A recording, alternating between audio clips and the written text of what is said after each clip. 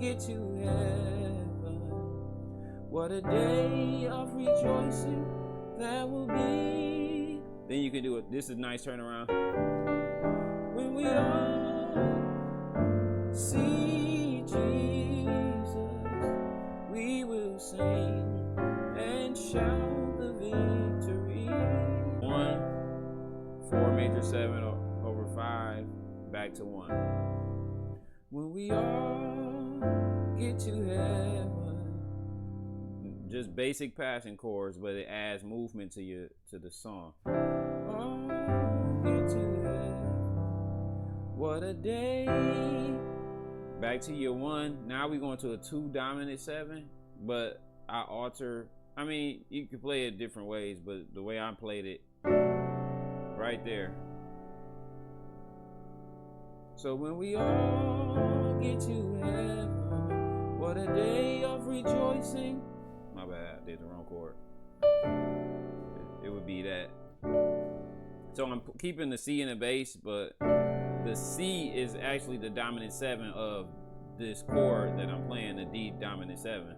So the dominant 7 note, or the minor 7 of that, is C. So that's why it works to keep that in the bass.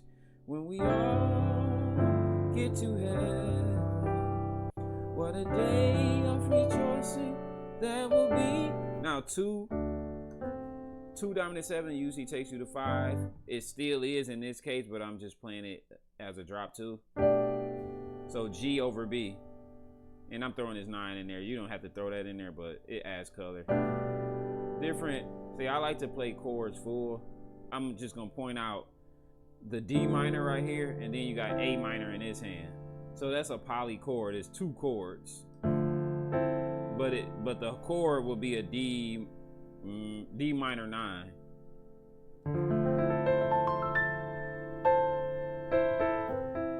So you will hear that term, but that's, to me, that's how one way to fill a chord up. If you know the poly chords, you can really get a fuller sound.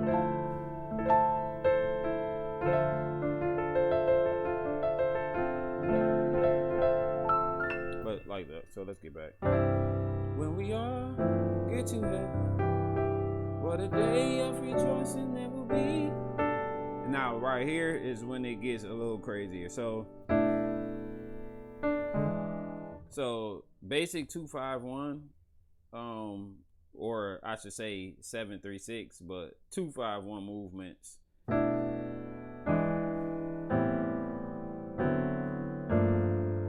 Circle of fifths. Gotta know this in every key. This is a common move. You gotta know this in every key. So let me break this down for y'all. So technically, this is a half diminished, because it would be like this. You gotta add your own flavor to stuff. So usually when I play this turnaround or these passing chords, I do this.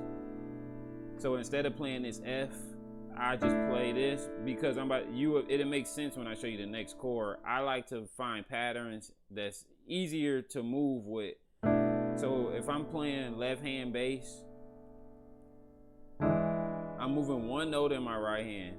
So I'm going here. This is my B, half diminished. I'm gonna still call it that. But you could look at it like a minor 11. But let's just keep it like, a B half diminished. So all I'm doing is moving my thumb down for this chord. That's an E dominant 7. Then it takes me to my A chord, A minor 9. And all I'm doing is moving my thumb to F sharp now and going to D in my left hand. So A to D dominant, G minor to C dominant, and all I'm doing is moving my thumb when I'm playing these chords. Look at it. And then F, church. What a day of rejoicing that will be. Movements. So remember, we talking about passing chords and movement. So you can take some opportunities to, it don't have to be a chord, it can be licks like that. So that, like if I did that, I'm gonna show you. So when we all get to heaven, what a day of rejoicing that will be. So I'm just taking a D. I'm looking at it like I'm in D major for a minute. I probably could throw that C in there too, because I'm playing a dominant chord. But I'm just outlining like the, usually in major keys, whatever key you in, we usually do. So I'm just looking at it like I'm in D and I'm doing the 1 and the 2 minor. 1, 2 minor. You will hear that. We do that a lot. But in the key of C, it would technically be.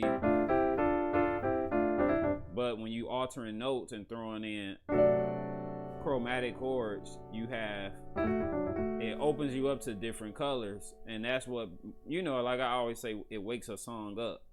Or at least it makes the song you playing sound more interesting when you can throw some chromaticism in there.